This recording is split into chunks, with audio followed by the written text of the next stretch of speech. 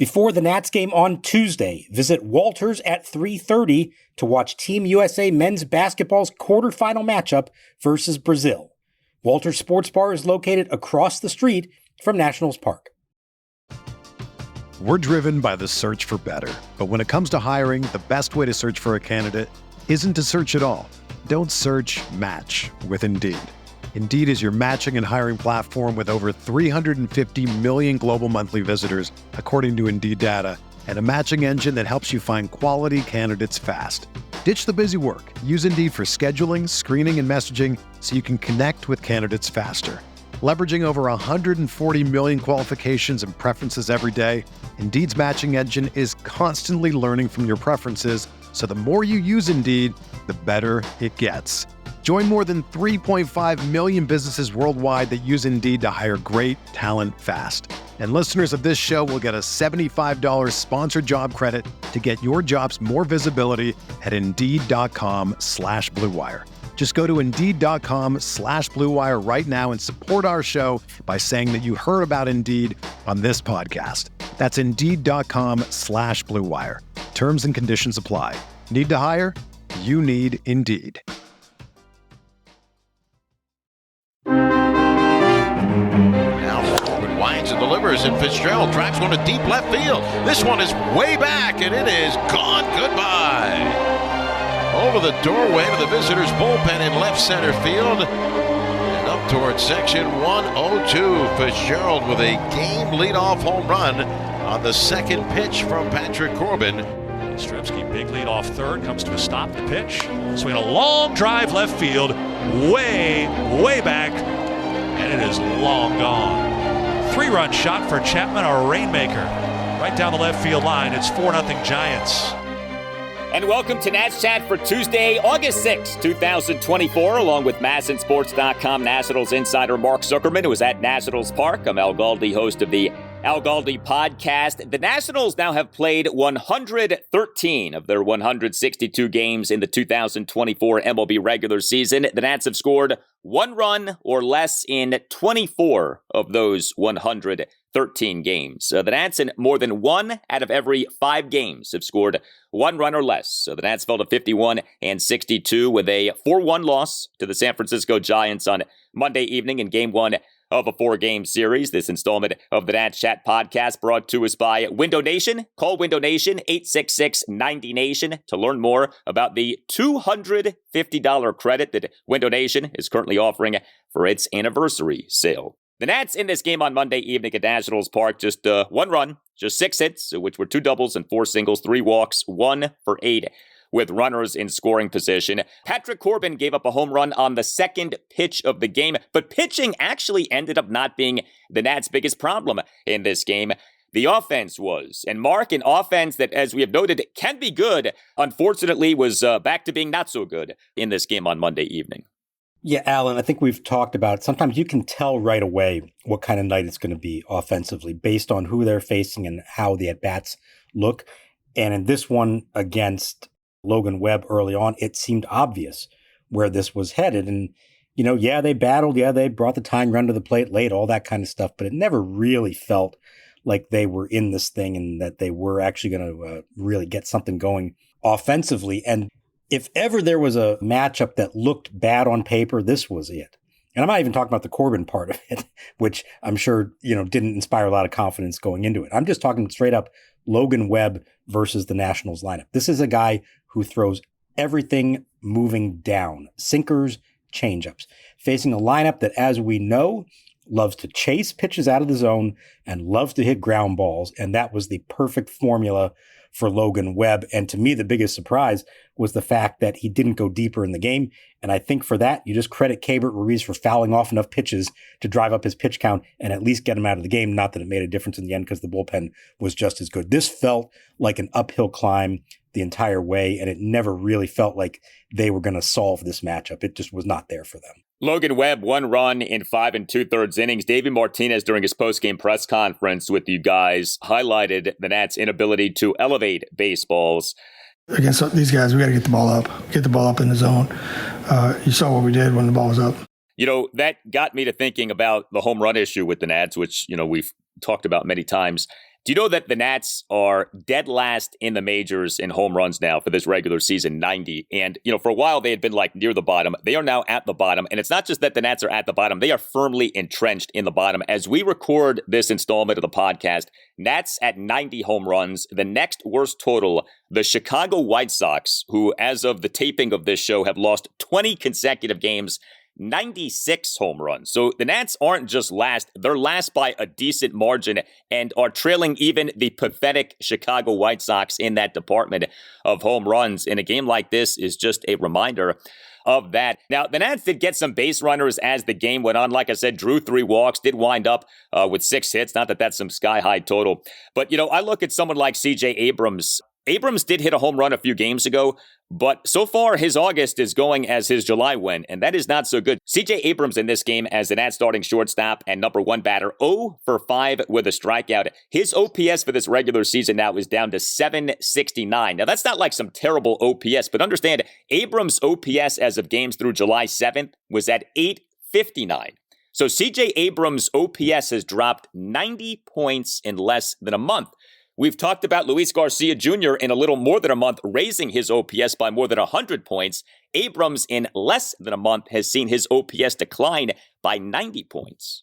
Yeah, it's been a problem, and it's dragging on, and it does concern you. He's chasing a lot. He's not hitting the ball with the same kind of authority that he was earlier in the year. I mean, there was a line out in the first inning. Okay, hit the ball well, a couple of fly balls, but just not the same kind of good quality at bats. It feels like behind in the count a lot. And as I said, chasing pitches out of the zone. And I don't know if that's him just like feeling the pressure of you just traded away the guys who had been your number 2 and 3 hitters and you're left as the number 1 guy and feeling like it's all on your shoulders now. I don't know if it's that or if it's just him slumping because guys slump. But as much as we want to believe that this is a breakthrough season for him, all-star nod, on the precipice of becoming a star in the big leagues, he's still got almost 2 months left that he needs to continue what he did for most of the first half. If he were to really tank here in the second half, it could put a very big damper on the season. And they always say, especially when guys get off to slow starts, hey, check your stats at the end of the season. It's 162 games for a reason. You ultimately find your watermark wherever that is. That applies the other way too. You can have a great first half. If you slump in the second half, it can expose who you really are, and you hope that's not going to be the case with C.J. Abrams. So we bring up Abrams because he is A, talented, B, had been having a really good offensive season, but also C, when it comes to power, that had been a thing with C.J. Abrams this season. So many of his hits had been extra base hits. He does remain the Nats' leader in home runs for this regular season at 16. When the Nats got no hit a few weeks ago, we talked about this on the podcast. Could this be the worst offensive team in Nationals history?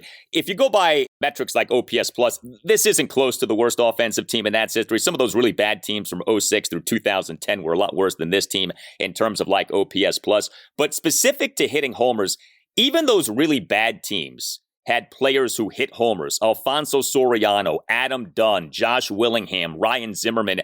Those were not good teams. I'm not trying to say that they were, but at least they did hit some homers. This team refuses to hit home runs. And I think that makes what this team does offensively look even worse, the glaring lack of home runs. Sure. And, there are a few guys that you say should be home run hitters that maybe have not done it enough. Abrams, obviously can be, and I don't want to pick on the guy because he still leads the team in homers, but he can do more than he has. Certainly, K. Ruiz has the ability to hit for home runs. James Wood, we talk about all the good things he's done. He's still got just the 2 long balls so far. You want to believe that's going to come over time, and so I don't want to harp on him. But you thought when they called him up, hey, this could be that injection of power that they've been missing so much, and instead that, at least part of the game, hasn't been there. But you look at the rest of the guys they're trotting out there on a daily basis. Who else are we really expecting this to come from? Yepes, Blankenhorn, Call, Vargas, Young, Lipscomb. These are not power hitters. And I know Lane Thomas wasn't having a great year in the power department, but at least he gave you a threat of something. Jesse Winker had the threat of it as well. It's really hard to see where it's going to come from the rest of the way. I don't know there's a whole lot of home runs. Maybe we see Dylan Cruz, maybe we see Brady House at the end of the year, but who knows what they're going to do in that department. And it's too much to ask for all of that from them. And It's why I still believe no matter how the rest of the season goes, I still think the number one priority this winter is a power hitter, probably first baseman. They sorely need somebody like that can anchor a lineup. And it's something that I just don't know they have the ability to develop on their own. It may have to come from outside.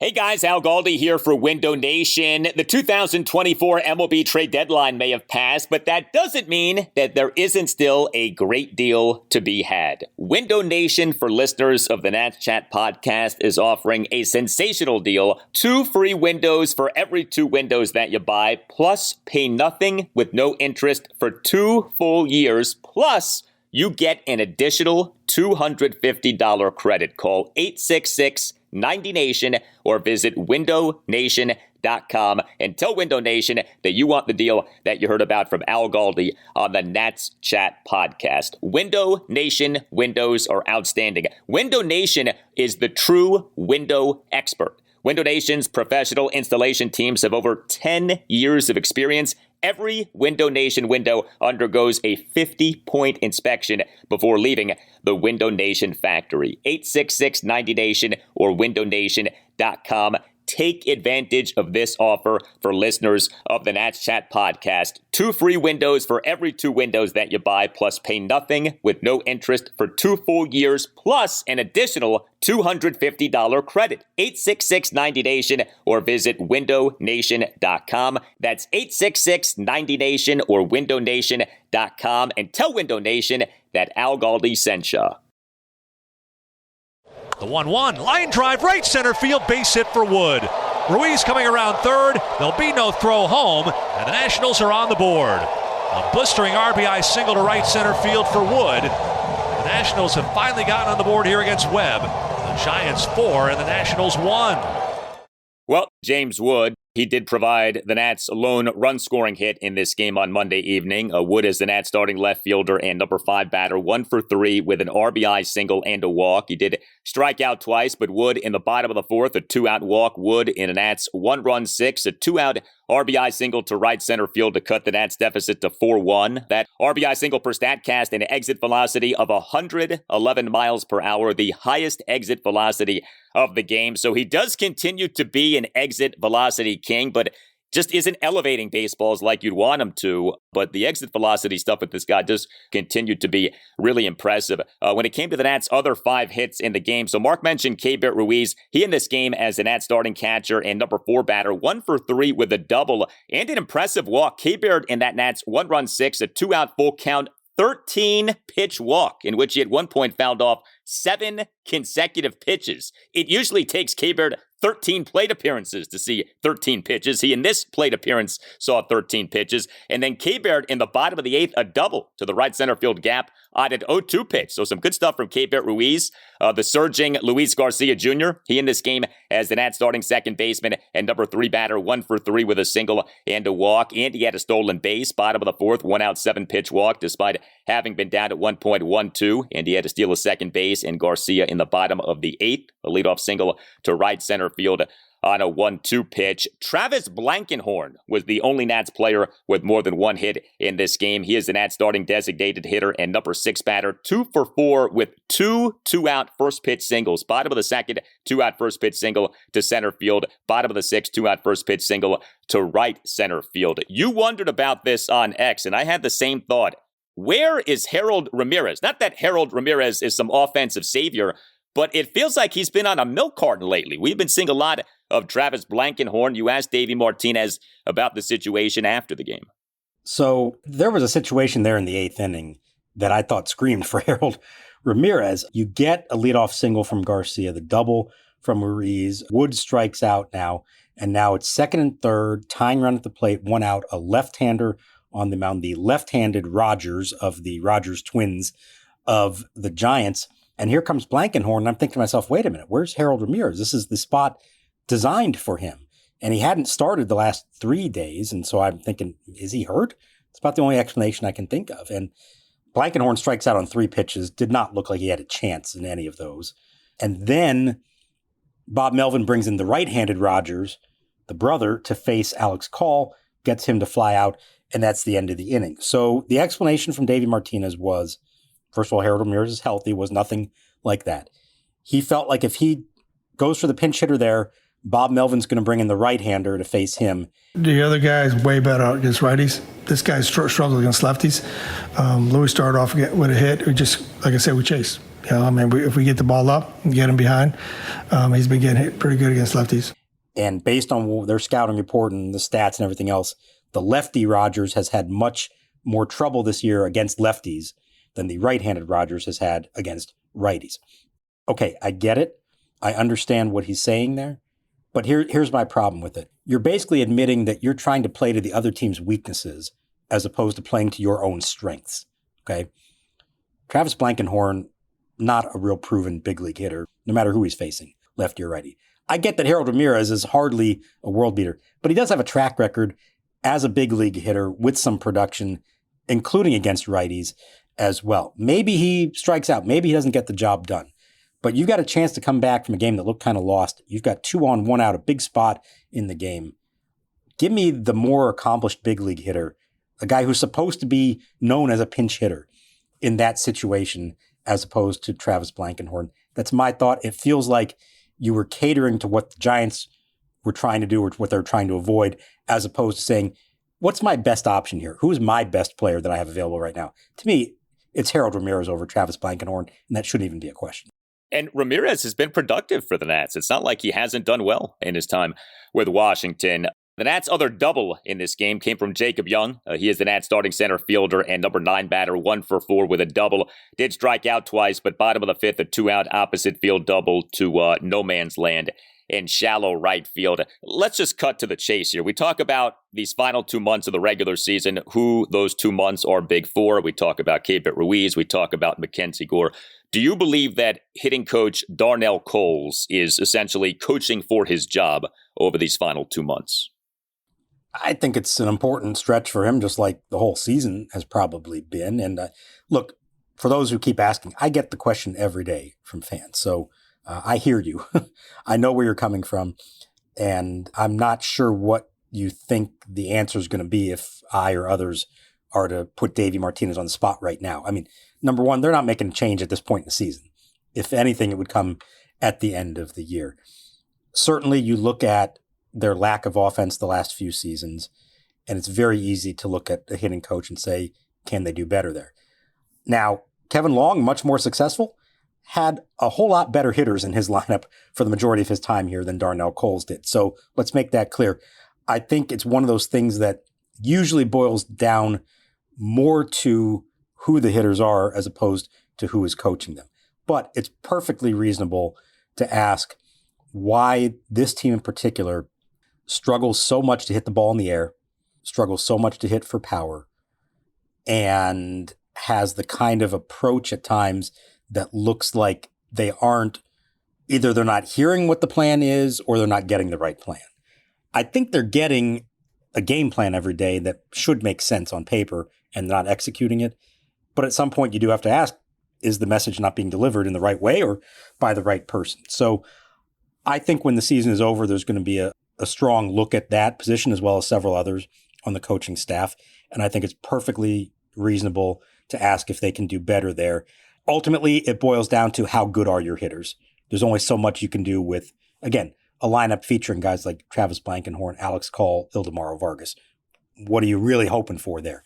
But there are enough of these poor at-bats and ground balls and not making the adjustments that you feel like should be made over the course of a game and over the course of a season to say that I think it needs to be looked at closely, and it would not shock me if there is a change made, but I do not believe it would happen until after the season. It is tough because we don't know what Darnell Coles is telling these guys. Maybe he's advocating for all the right things and these guys just aren't listening, or these guys can't do those things. And it's as simple as that. But yeah, the lack of elevation stands out, especially when the guy who Darnell Coles replaced, Kevin Long, is known as the launch angle guru, right? Is known as like this whisperer when it comes to getting guys to swing with that upwards motion.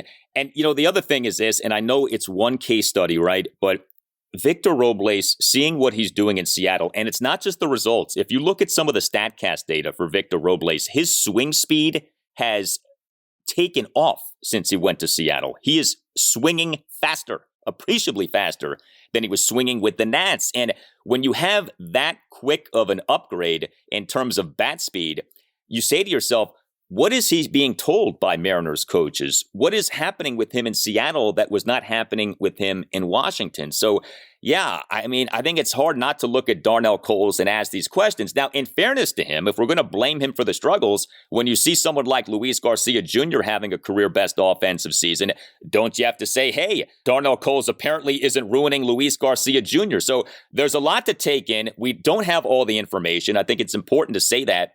But I think at the end of the day, I do say this. Dylan Cruz, Brady House, James Wood, these stud prospects, C.J. Abrams put him into that mix. If you have doubts about Darnell Coles, get him away from these guys. Like, you want high-level coaching for these premium prospects, these premium young players. And so if there are doubts about Coles, then I do think you need to move on from him after this season. If there aren't doubts, if he's saying all the right things, well, that's different. But if you have concerns, if you're not sure, you don't want bad or even mediocre coaching around the likes of Wood and Cruz and House. Yeah, and here's the key with those young guys, I would say. What you really don't want is to be taught one thing over an entire full major league season and then have a change made, or even in midseason if they get off to a bad start and make a change, and now you have a whole new voice. Just like you don't want a rookie quarterback working with one offensive coordinator, and then a year later he's working with another one because it didn't work out. So to me, if you have concerns, if you're Mike Rizzo and Davey Martinez and you're worried about this, I think you make the move this winter to make sure that that core young group that we believe is going to be a big part of the lineup next season has one consistent voice working with them next year and ideally for many years to come, as opposed to hoping that it works out here and feeling like if you retain him, it might be short term and you might be ready to pull the trigger, make a move if the team's in contention, not scoring runs since June or July, they're last in the league. Do you want to do that to all those young guys and bring in somebody new in midseason? I think that's something to watch out for. One point I want to make about Victor Robles. He's crushing it in Seattle. Good for him. Long awaited. I'm glad to see him doing that, and for a team that's winning. And you can see just in the highlights, the enthusiasm that he has, the love for the game that he has back again. I'm very happy for him. I will say this, first full season in 2019, 17 homers, good contributor on a World Series winner. 2020 and 2021, OPS went down to the low 600s, slugging percentage around 300. His hitting coach those 2 years was Kevin Long. So it's not like his drop-off coincided with Darnell Coles. Kevin Long was there for the beginning of it. Now, of course, it's a hitting coach's job to help a guy find his best swing and get it back. And Coles did not do that with him.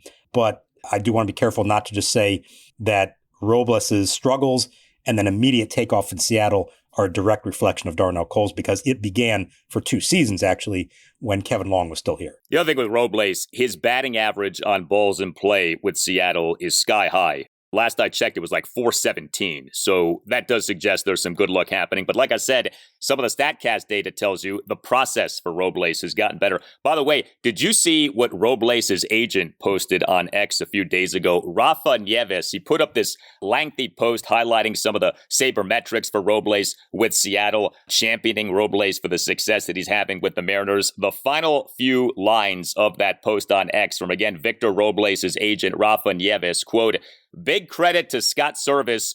Good managers get the best talent out of their players," end quote.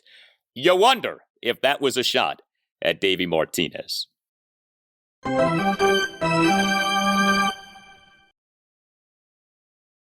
His one mistake, he walked Conforto. I had him 0-2, and he faces gets up the home run. But that was it. Other than that, he was good the rest of the way. I mean, pound the strike zone. He kept the ball down. He limited the damage. So just that one mistake got us. Well, the Nats starting pitcher for this 4-1 loss to the Giants on Monday evening was Patrick Corbin. He was coming off that hideous outing in the Nats' 17-0 loss at the Arizona Diamondbacks late night last Tuesday night, July 30th. Corbin in that game allowing 11 runs, 10 earned in 3 innings. He in this game against the Giants on Monday evening was better, but the final line was 4 runs in 6 innings. He gave up 7 hits, which were 2 home runs, a double, and 4 singles. He did have good peripherals, believe it or not. 6 strikeouts versus 1 walk, threw a lot of strikes, 90 pitches, 61 strikes versus 29 balls. The game did not start off well. Top of the first, Corbin on the second pitch of the game gave up a leadoff homer by Tyler Fitzgerald, who has been really hot for the Giants lately. The homer going to left field, 1-0 Giants lead, 416 projected feet per Statcast.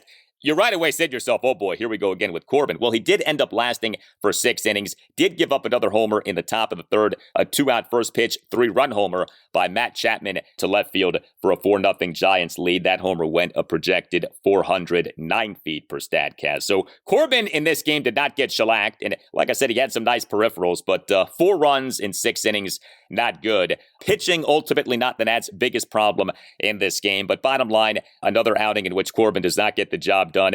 His numbers now for this regular season, 23 starts, the ERA at 5.88. That is the worst ERA among all qualified pitchers in the majors. The whip at 152. That is the worst whip among all qualified pitchers in the majors.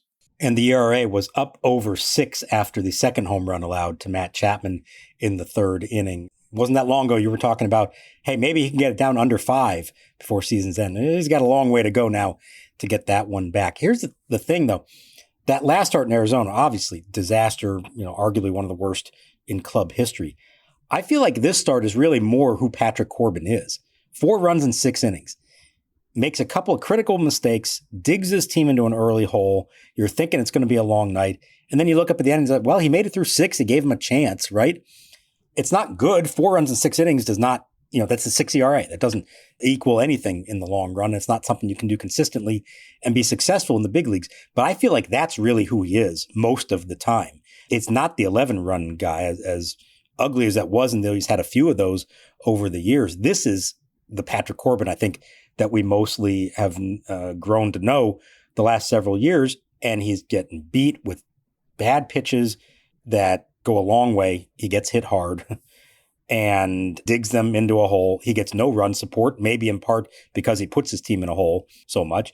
And then he grinds it out and gets through as much as he can and leaves the game with a chance. But it's not good enough, obviously.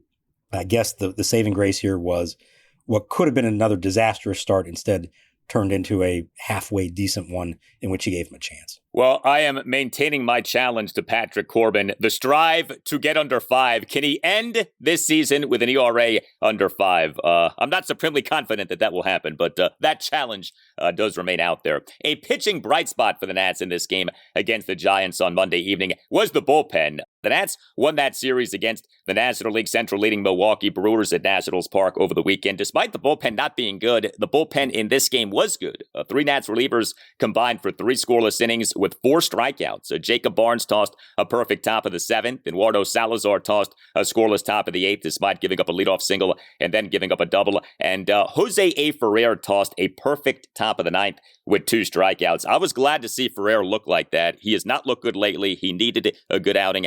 He had a good outing, and the Nats bullpen mercifully had a good outing. It was nice to see for a change and to see from some of these guys that you want to get more of a look at and try to figure out, do they figure into the plan or not? That was really good stuff from Ferrer. Want to see a lot more of that. Let's keep seeing him out there in situations that, you get a sense of what he can be. You've got a lefty who throws in the upper 90s. That's worth throwing out there and finding out what you have in it. Salazar got himself into a jam and then got himself out of it.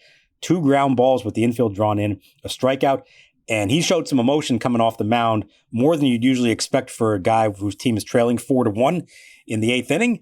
But good for him for getting the job done in that spot, and maybe he'll get a chance to do it in a more meaningful situation next time out. And also with the Nats on Monday, let's end with some happy news here. One of their top pitching prospects, starting pitcher Travis Sykora of the Single-A Fredericksburg Nationals, was named the Carolina League Pitcher of the Week. The Nats took Travis Sykora in the 3rd round of the 2023 MLB draft out of a high school in Texas. This season is just his age 20 season, but he for the Fred Nats this season, 14 starts, ERA at 2.67, a whip of 0.942, a strikeouts per 9 innings of 13.4. 0.5. He's been outstanding. Sykora per MLB Pipeline is the Nats' number 13 overall prospect, and the Nats' number 12 overall prospect per MLB Pipeline is another starting pitcher at the single-A level, Jarlin Susana, who the Nats got in the Juan Soto trade. Susana currently is with the Nats' high A affiliate, the Wilmington Blue Rocks. He was promoted from Fredericksburg to Wilmington on July 4th. This season is Susana's age 20 season, and he is off to a fabulous start with Wilmington. 4 starts, ERA of 3.15, whip of 0.85, and 26 strikeouts versus just 3 walks. Susana, in case you don't know, a flamethrower, known for generating strikeouts. Walks have been an issue, but just 3 walks over his first 4 starts for Wilmington. So Travis Sykora and Jarlin Susana, 2 very enticing pitching prospects for the Nats at the single-A level right now. Long way to go, obviously, but especially with Susana, he's at high A now. You wonder if he can get to double-A before the end of this season. Is it possible that we see him in the majors next season? Ooh, I don't know if I'm going to go that far yet because he's still really young and really raw. You never say never. If that were the case, maybe it's almost as a reliever, which I know has been brought up as a possibility to just harness that 103-mile-an-hour fastball and throw him out there and see what happens in the late innings. We'll see. As much as we talk about their upper-level prospects and the guys who are going to be trying to help them win in the next year or two, there is a group of very young starting pitchers that they're excited about. And Susana is, of course, on the list. Sykora is on the list. They were really excited to draft him last year, but getting him not in the first round, but paying him big money to not go to college.